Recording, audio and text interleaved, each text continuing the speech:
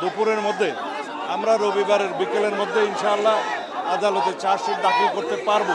প্রধানমন্ত্রী এসেছিলেন, রামিসার মা বাবা এবং তার বড় বোন তারা উপস্থিত ছিলেন, সান্ত্বনা দিয়েছেন। আমরা আশ্বস্ত করেছি পুলিশ ডিপার্টমেন্ট দ্রুততার সাথে আসামিকে গ্রেপ্তার করতে সক্ষম হয়েছে এবং আসামি তার স্বীকারোক্তিমূলক জবানবন্দি 164 ধারায় 164 স্টেটমেন্ট যেটা বলি সেটা করেছে।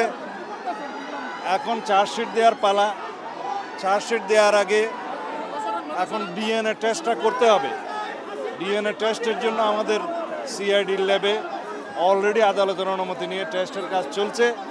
ডিএনএ টেস্টের নিয়ম হচ্ছে যে 48 ঘন্টা সময় লাগে, যেহেতু এটা বৈজ্ঞানিক বিষয়। সেটা শেষ হবে রবিবারের দুপুরের মধ্যে। আমরা রবিবারের বিকেলের মধ্যে ইনশাআল্লাহ আদালতে চার্জশিট দাখিল করতে পারবো এবং তারপরে অত্যন্ত দ্রুততম সময়ের মধ্যে যাতে বিচার কার্য নিষ্পন্ন হয় সেজন্য আমরা চেষ্টা করব, যাতে সর্বোচ্চ শাস্তি নিশ্চিত করা যায়।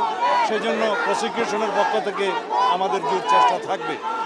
আর মাননীয় প্রধানমন্ত্রী আশ্বস্ত করেছেন রামিসার বড় বোন তার জীবনের সমস্ত পড়াশোনার খরচ এবং তার অন্যান্য আনুষঙ্গিক ব্যয় সব কিছু উনি বহন করবেন। আরে ঈদ লাগছে মনে, খুশির জোয়ার সবখানে। আরে ঈদ লাগছে মনে, বিকাশ পেমেন্ট সবখানে। এবং রামিসার মা বাবা এবং রামিসার বড় বোনের জন্য একটা আশ্রয়স্থল, তারা নিরাপদ আশ্রয়স্থল চেয়েছেন, সেটা মানে প্রধানমন্ত্রীর প্রতিশ্রুতি দিয়েছেন খুব স্বল্পতম সময়ের মধ্যে সেটার ব্যবস্থা করবেন।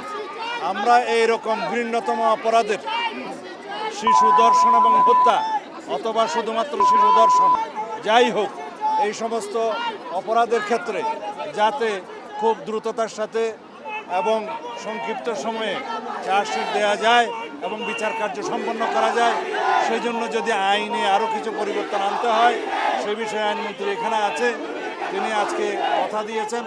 ক্যাবিনেট মিটিংয়ে আমাদের এটা আলোচনা হয়েছে, তিনি সেই বিষয়ে আইনি সংস্কারও সাধন করবেন। যেখানে প্রয়োজনীয় সংশোধনের দরকার সেটা আমরা করব।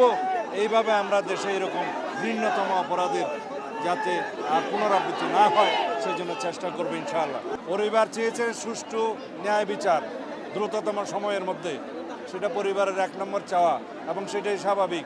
তারপরে তার যে অন্য কন্যা সন্তান আছে তার নিরাপদে যাতে থাকতে পারে, পড়াশোনা করতে পারে, উন্নত জীবন পায়, সেই জন্য সহায়তা চেয়েছেন, সেটা মাননীয় প্রধানমন্ত্রী পরিবার বলেছেন যে এত দ্রুততম সময়ে এইভাবে গ্রেপ্তার হওয়া খুব নজিরবিহীন। তারা গ্রেপ্তার এবং আমাদের আইনি পদক্ষেপগুলোতে এখন পর্যন্ত তারা সন্তুষ্ট।